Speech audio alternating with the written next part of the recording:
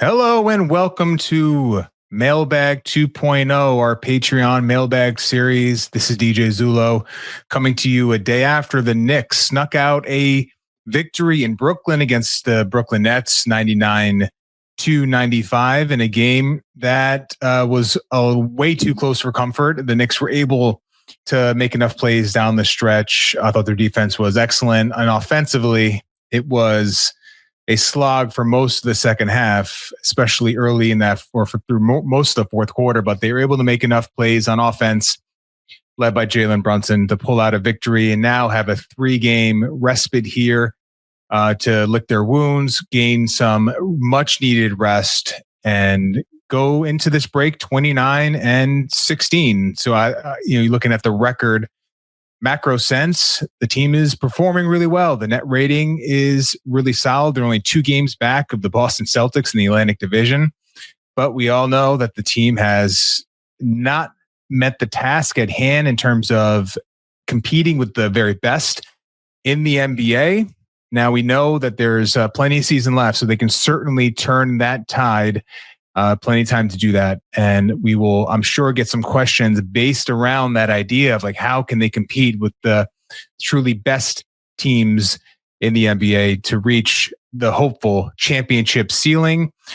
Thank you guys for submitting your questions over on the Patreon page. A lot of good ones to get to. And without further ado, let's get right into it. Jeffrey Stout brings us our first one. Jeffrey, thank you again for contributing to Mailbag 2.0.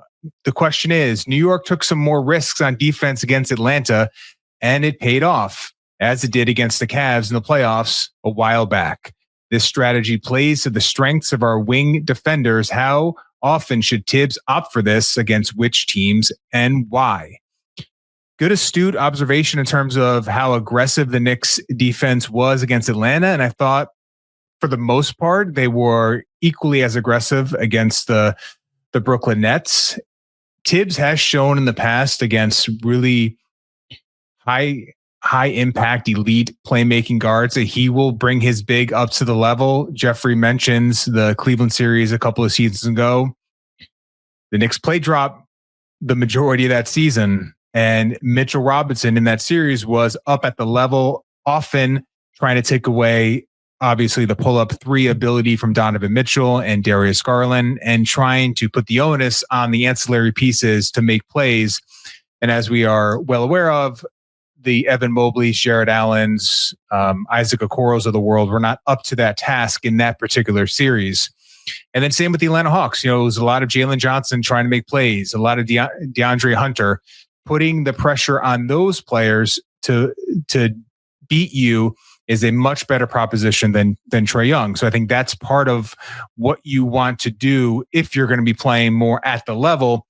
Trae is obviously not going to generate as many pull-up threes and beat you with lobs at the basket, but it will stress your defense out. But doing so puts the ball in the hands of guys that you can maybe have a little more confidence in, that you can slow down. The Knicks did a great job against Jalen Johnson, just keeping a body on him on some of his drives to the basket. One of his weak points is probably strength at this point. And the Knicks just rode him, kept contact on the hip, and were very physical and were allowed to do so. So that game against Atlanta had a playoff atmosphere.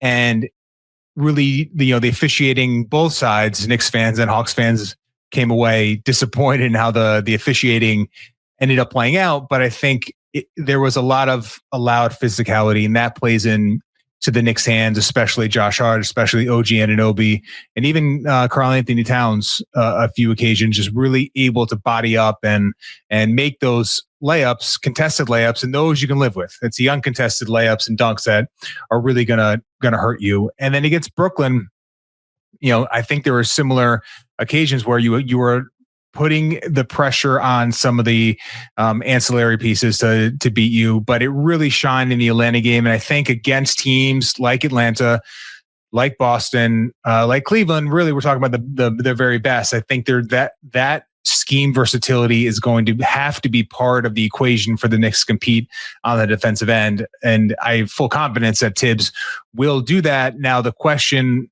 remains, and this is why I think the Atlanta game was heartening, is that you have to have those reps during the regular season to have the ability to do it in the playoffs. And I think with Cat playing more at the level, more aggressive, you do that with Achua, you've done it with Sims, you have that scheme versatility, it can only help.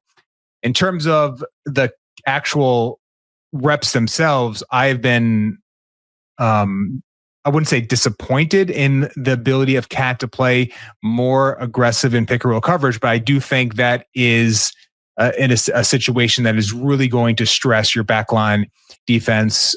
And maybe once, as we move along in the series, in the season and into the playoffs, the Knicks will have OG Anunoby, Mikal Bridges, Josh Hart, Deuce McBride playing at a level to where you can deal with, if they crack that first level where Cat is not going to contain the ball coming out high on a pick and roll, that pass gets made into a short roll, you can rotate out of it and try to slow an offense down with an advantage. That's to me an open question. I don't know against the best offenses if that's going to play out to the Knicks' benefit. We'll have to see.